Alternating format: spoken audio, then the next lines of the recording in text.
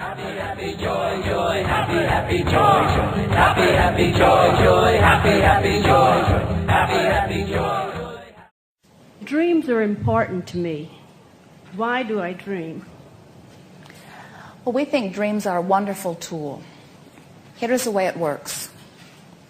That which I think, which brings forth a subsequent feeling, and that which manifests in my experience is always a vibrational match. So the life that I live is a byproduct of the thoughts I think and the mood that those thoughts therefore bring forth. What I think and feel is what I manifest. What I think and feel and what I dream is also a manifestation. So dreams are manifestations of thoughts. If I have recurring dreams, I am on my way to similar manifestations. Now, we don't want to say to you only that what I think and how I feel and what I dream becomes a manifestation, because it's not necessary that you have the dream on your way to the manifestation. The dream is a manifestation too. So it would be fair to say that I have this life that I live, that sometimes I live in dreamscape and sometimes I live in full reality.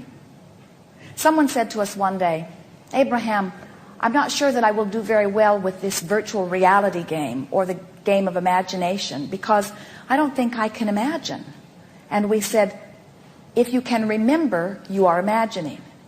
We said to him, do you remember where you live? Do you remember what your house looks like? Do you remember where you put your keys when you are at home? Do you remember where you parked your car?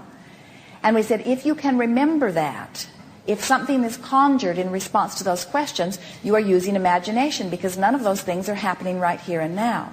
So the dreamscape is a way that you can play out the results of your most frequent vibrations. They are very meaningful.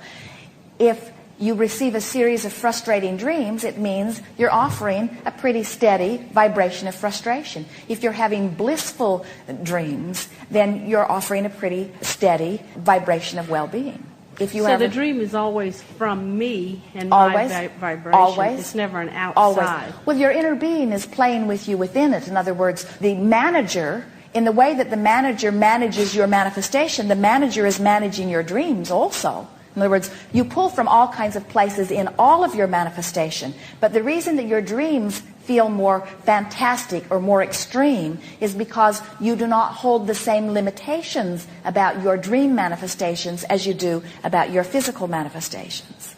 In other words, Esther flies in her dreams sometimes, and she has yet to do that from her physical human perspective, because it's not an expectation that she holds, while she holds it in dream state.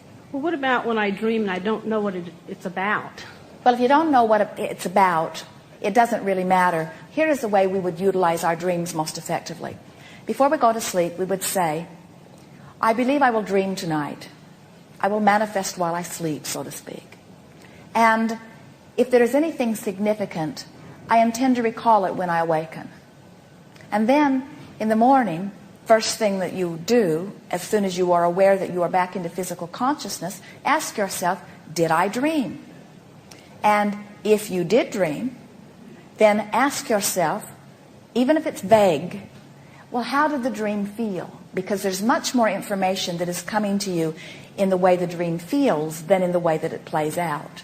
But like when I dream of other people, are they actually in my dream, or is that just me and my vibration? Oh, we are so happy you ask that. Because it helps us to give you something that we've been giving you already here today that we really want you to hear.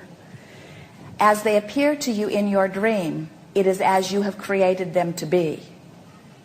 As they appear to you in your real life experience, it is as you have created them to be.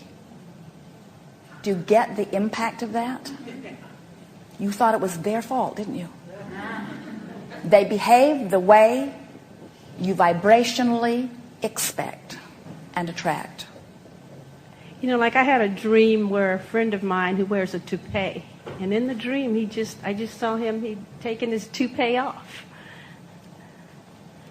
it was just a flash where he. Well, how do you feel about his toupee? In other words, do you admire it? Are you happy that he has it? Are you glad that he has it? Is it a non-issue? Or when you look at it, do you think that's a hairpiece and hair? Well, no, nobody knows he wears it. It was a real good hairpiece, but for me, it was something that you're hiding about yourself. Why not just be yourself? And so, in your dream, you influenced him to be himself. We'll see how it works out in real life. When I see him again, and if he took his hairpiece. Jerry awakened one morning and said to Esther, he had had a very vivid dream, a rather intense dream. And he said, I'm finally getting what Abraham has been talking about. He said, I realized that I created everything in the dream. I created the people. I gave them the words. I put the words in their mouth. I gave them their opinions and attitudes and personalities. Now, part of it is because you see the way people respond, and you accept the way they are responding as something that must be your reality. In other words, have you ever heard anyone say, we're going through a bad neighborhood, don't make eye contact with anyone? And the reason that people have learned that is because if you make eye contact with them, you're sharing a vibration. In other words, you've made them curious about you. You may activate a vibration within you that's curious about them. You may activate a vibration of fear. It may change your experience. And so we say that's true of everything. What you give your attention to causes an activation of a vibration. So we want to come back around to this because this is really the leading edge material that we are coming about here in this gathering. And we really want to leave it in a place that you all hear it and know that you've received it. So you're interacting with someone and you cannot help but observe how they be. And as you observe how they be, you offer a vibration within yourself that causes that to be a stronger and stronger part of your relationship. It's why you come up with the expression that first impressions are lasting impressions. Because as you come together, you offer a vibration, and that vibration is usually reactivated every time you come together. It's why we encourage the process that we call segment intending, which is as you recognize that you are moving into a new segment, that you stop and think about who you are, what you want to accomplish, how you want to feel. You set your own tone so that you get to choose the tone of what happens in the interaction rather than observing someone else's and becoming a part of that. Sometimes we know that it sounds a little bit like there are all these vibrations out here and you have to be careful with them and guarded with them, or else you might get swept up in the current of something else. And we really do not want to give you that impression. We would rather that you understand that all things are possible, that well-being is dominant, and that as you practice just a little bit, thoughts that feel good, that will become your dominant habit of thought, and then it will take something rather big to take you off of it. And even if something does take you off of it, you can easily bring yourself back to the vibration of connection, which is what is most natural for you. Now here's the next thing that we want to say to you. There's all kinds of stuff within you that could potentially be activated. Is your job to root it out? No, you can't. Every thought that has ever been thought still exists. You can't get rid of the thoughts. What you do is practice other thoughts and make them dominant. Can you feel it? You just practice other thoughts and make them dominant. And the life that you live is a reflection of that. So now, as you meet others, as you live your own life, you can tell, but as you meet others, you can tell. And you begin to notice that everybody's living what their vibration is. You can hear it in their words. You can hear it in their attitude. It's like you hear people say, the worse it gets, the worse it gets. I can't win for losing. And you kind of know where their thoughts have been. Their thoughts have been upon the aspects that have been going wrong. Or you hear people say, my life is great, everything is going wonderful, things always turn out all right for me, I always land on my feet, all is well, well-being abounds. You can tell. That's usually where their vibration is. So we don't want your thoughts to scare you. We see some of you offer a word or a statement, and then you go, cancel, cancel. You're afraid that law of attraction is going to drag it and drag you off with it. And we say, well-being is so supreme. There is so much well-being.